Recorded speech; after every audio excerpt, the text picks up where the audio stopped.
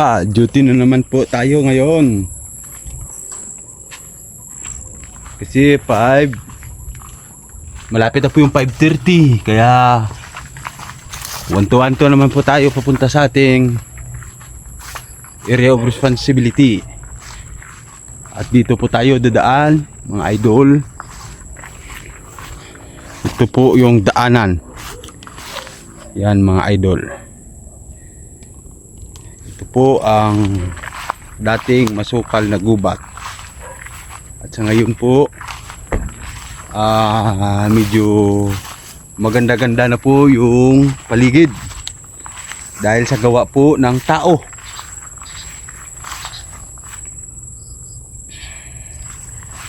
Medyo malinis na po ang paligid.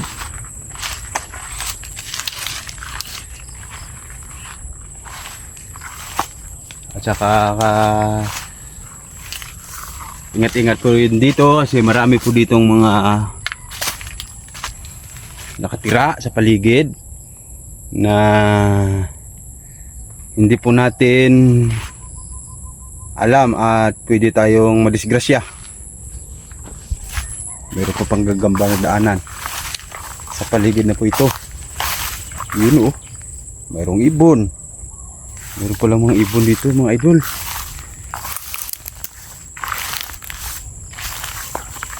Kahit ganito lang po yung duty dito, medyo mahirap. Pero nakakabawas po ng pagod. Hindi tulad po sa mga mall na medyo mapagod po talaga yung mall. Ito lang po yung bakanting lote. Sleeping lang. Sleeping.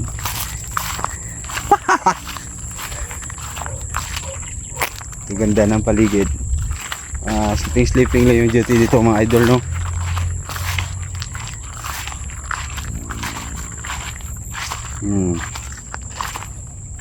Pag minsan pwede tayo maghanap ng pagkain dahil marami po dito may makain sa lugar na po ito. Yun.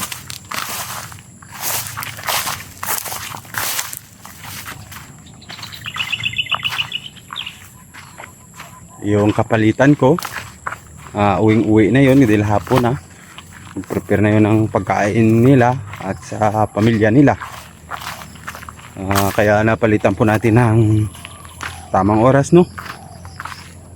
Mas maganda yung medyo maaga para makatulong po tayo sa ating mga katropa, no? Na mas maaga po yung handaan ng dinner po nila dahil maaga po uuwi. Yun.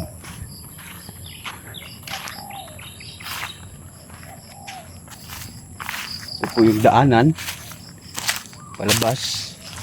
Clear po natin ang area. Wala man po tao. Merong mausok sa dulo.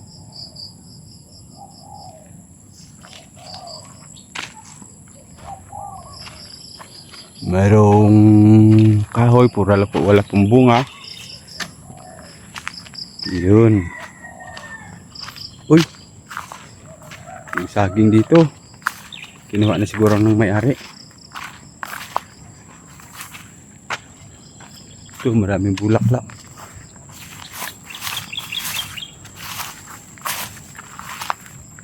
Kinuha na po ng may-ari yung saging niya.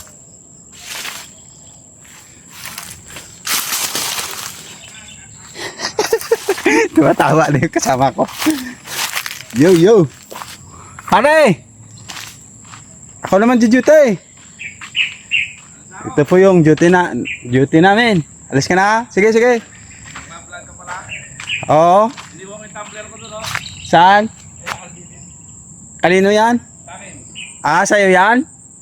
May tubig yan? Meron. Okay, sige. Salamat. Puntahan ko muna sila dun sa dulo. Sige kuya. Tawag ka dumaan. Ha? Sa kalimon punta. Dito mas malapit daanan. Taka. Sige kuya. Yun, puntahan natin yung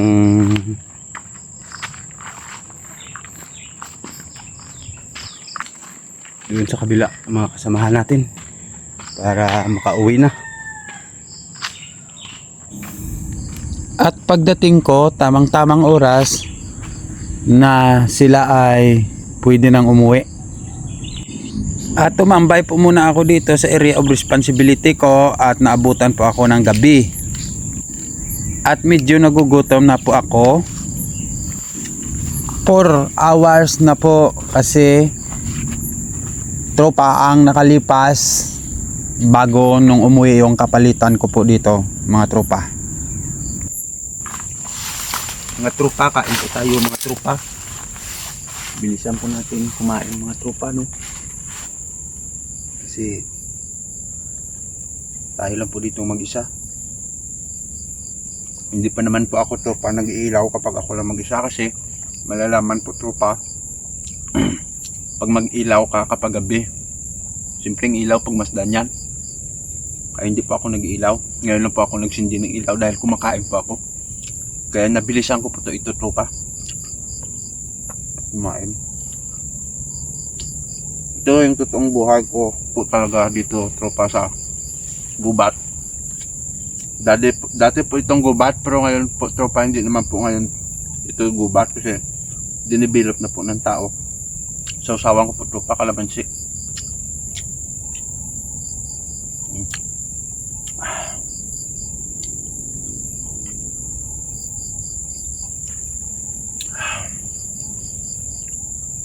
Dati hindi pa gaanong nakakatakot po yung paligid dito dahil mayroon pa po akong mga kasamahan. Pero ngayon po nakakatakot na talaga yung pakiramdam ko kasi ako na lang po yung mag-isa dito sa gitna ng dilim. Dati po itong napakasukal, gubat at napakalawak po na lupain na po ito. Pag mayroon pong masamang tao, wala po talagang tutulong sa iyo kundi ang sarili mo lang ipagligtas mo.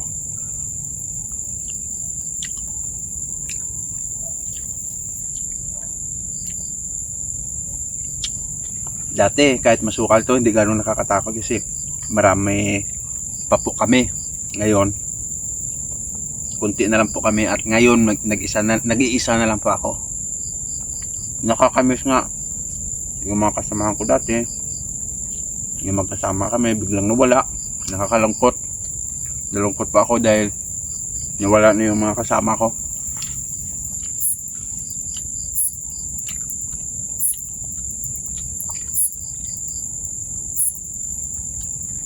Nakakalungkot.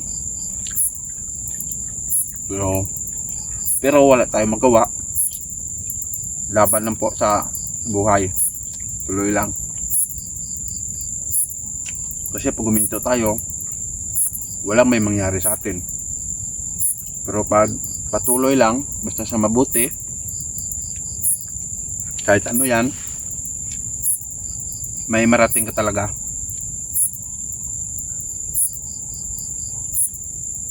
Tulad ito, yung trabaho, napaka-importante ito. Kasi dito po ako kumukuha ng source of income ko, pangkain. Ginagamit ko sa sarili ko at padala po sa pamilya ko sa Bisaya. Kaya importante po yung trabaho na ito. Kaya na kahit ganong mahirap, di pa ako siguro susuko para sa pamilya ko at para sa sarili ko rin.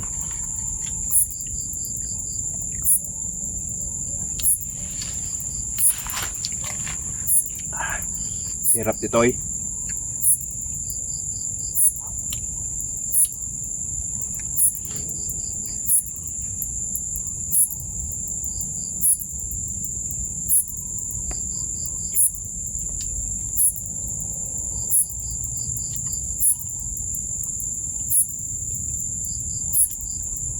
Nakakatindig balahibo po yung paligid po dito.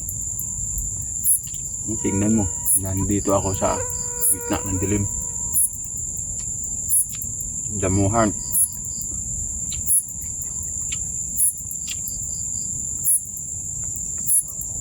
Ngayon lang po talaga ako nag-iilaw dahil kumakain po ako. Kasi hindi pa ako nag-iilaw. Kasi pag mag-ilaw ka, malalaman ka kung saan ka. So kung hindi ka mag-ilaw, hindi ka malalaman kung saan ka na. Kaya medyo mas safety siguro pag walang ilaw. Pag may ilaw kasi malalaman na nandyan ka. Ilaw eh. Kaya hindi pa ako nag-iilaw. Ngayon lang ako nag-iilaw. At saka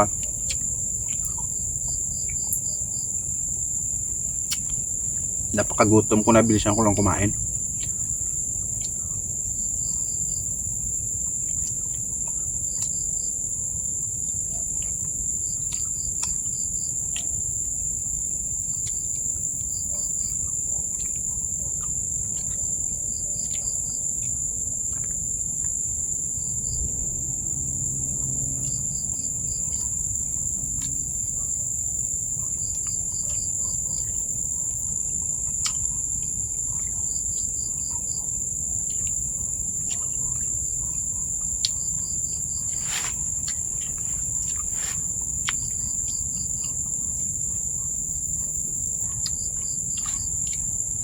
Mga idol, kain po.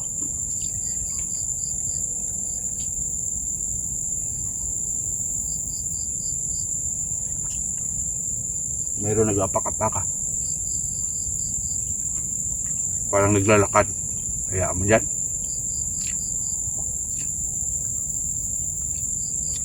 Parang nanindig yung balahibo ko ah.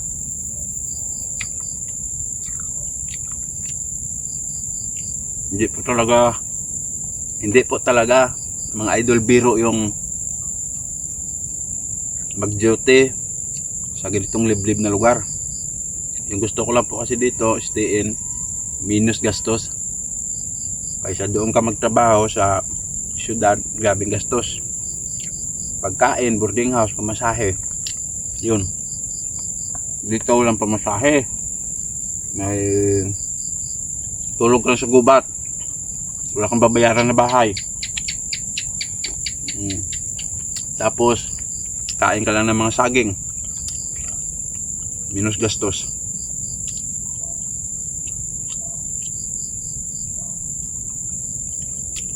Ako, pag wala na talagang saging, doon ako bibili ng bigas ito.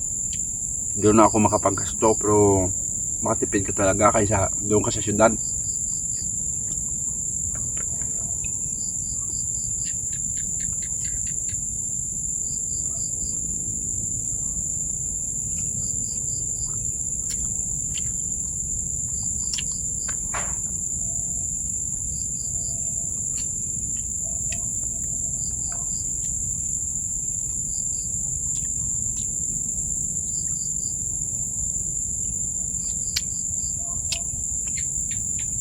Bagol to ko eh. Mga idol ng buko.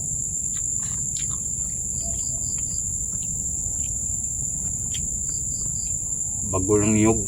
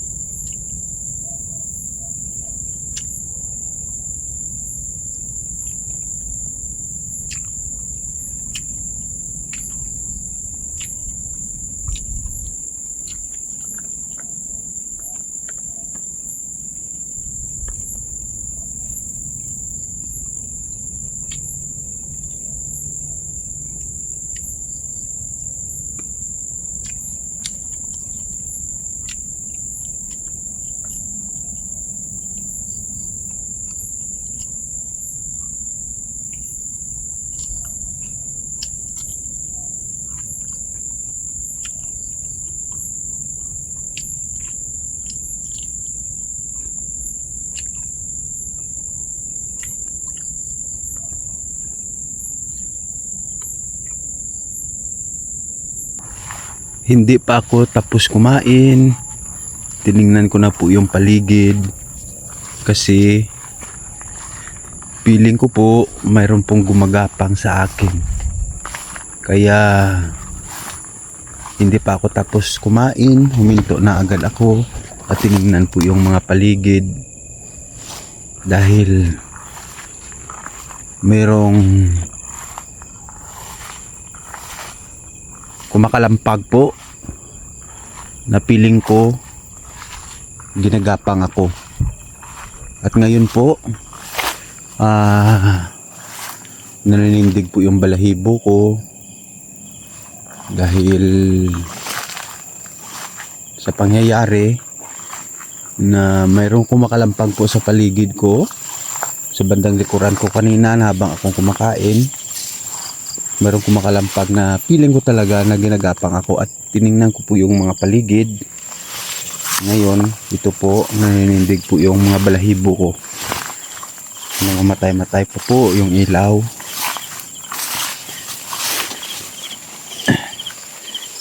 Ito po ako.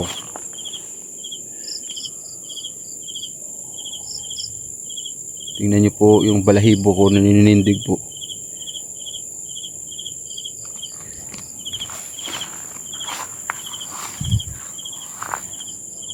Ito po yung paligid. Hindi ganong makita kasi yung ilaw ko po napakahina. May mga malalaking kahoy po na natumba. Yan. Ito po yung paligid ko na habang kumakain po kanina ako. At ngayon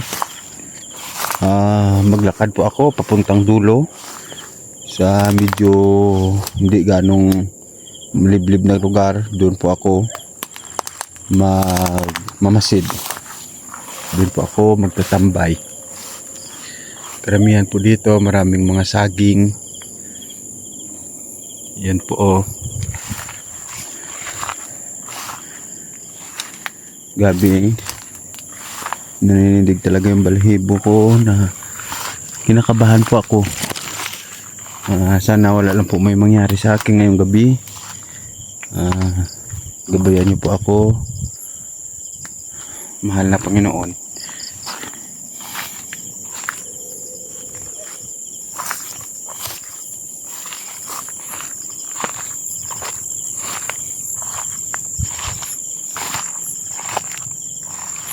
Meron pong tumba na kahoy dito.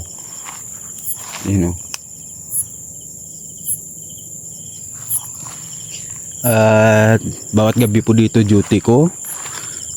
Marami po talaga akong may naririnig na hindi normal na mga tunog. Tulad po ng iyak ng bata. Tunog po ng kabayo. Alam niyo ba yung tunog ng kabayo?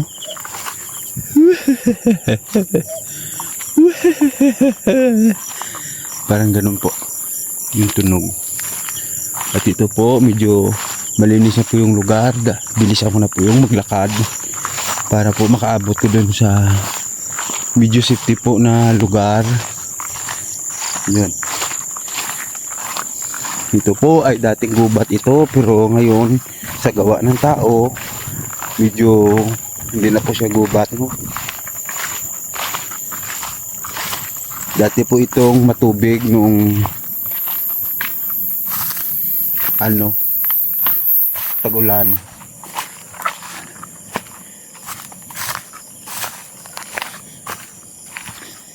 Grabe talaga yung pinagdadaanan ko po dito sa lugar na po ito. Yan. Ito. Bukas, ito po yung kakainin ko, gulay malunggay. Meron pala malunggay dito, mga idol.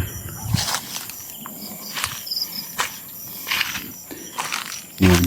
At kakatindig balahibo ah.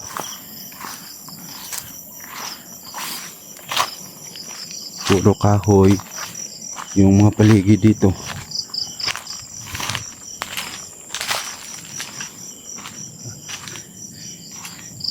Yun. mayroong abundonadong kubo, mga idol. Mga idol, wag muna po akong mag-ilaw. Patayin ko po muna ang ilaw. No, dito lang, hanggang dito lang po muna tayo. At ngayong umaga na, maghahanap naman po tayo ng makain dito sa paligid. Ito lang yung buhay ko, araw-araw, ulit-ulit, laging survive dito po sa dating gubat na binabantayan kung lupa. Yung problema ko sa bawat araw, naghahanap po ako ng pwede kong makain para po mapagpatuloy ko yung pagbabantay ko dito at mabubuhay po ako sa gitna ng napakalawak na lupa. Tinitiis ko lang po ang sitwasyon ko dahil wala po talaga akong opsyon. At kung mag-apply ka naman sa ibang dutihan, napakagasto naman po ng sitwasyon doon. Magbabayad ka po ng boarding house. At yung pagkain mo, bibilihin mo ang mahal pa. Tapos yung pang-upa po ng bahay, wala rin may matira. Ito, yung lahat ko na sahod, pinapadala ko sa aking pamilya doon sa probinsya kasi sobrang hirap din doon yung buhay sa probinsya. Kaya tiis-tiis lang po ako dito. Ganito talaga ang buhay at siguro hindi lang ako ang mahirap. Marami din akong mga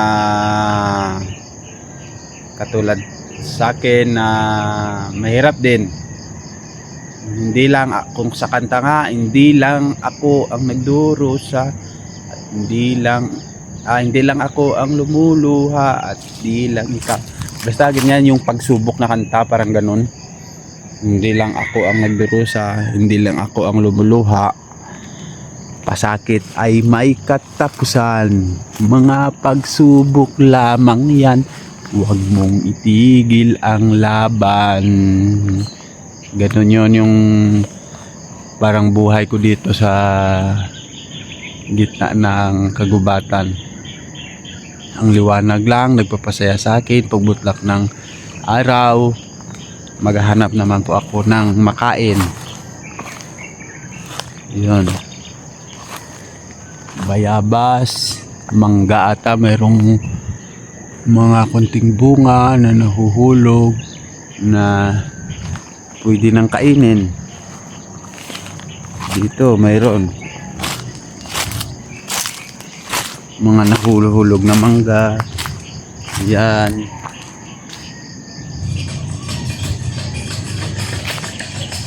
Saka maghahanap po tayo ng iba.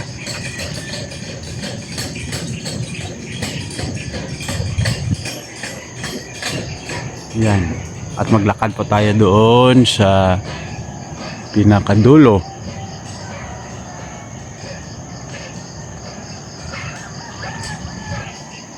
At dagdag pa, saksak talaga ako kagabi ng sobrang napakalamig. Masakit ngayon nga ang ulo ko, nanginginig yung katawan ko at sumasakit dahil sa sobrang lamig. Ang mahirapan ito, baka magkasakit po ako. Yun yung pinakamahirap. Sana wag naman po mangyari yung ganun. Dito ang paligid, medyo na natutuyo na yung mga damo. Dahil umpisa na po ng El Nino siguro kasi hindi na po umuulan. Mainit na po yung panahon. Buwan na po kasi ng January 2026. Kaya umpisa na ng mainit dito po sa lugar na to, na parte ng Pilipinas. Medyo maginaw yung paggabi at pag-araw, sobra naman pong init, kaya natutuyo yung dahon, wala na may nabubuhay na kahit mga dahon-dahon na tumutubo sa paligid na po ito, dahil yung paligid na po ito is sobra na pong tuyo ng lupa at namamatay na yung mga pwede makain na dahon, pati yung mga damo-damo namamatay na rin.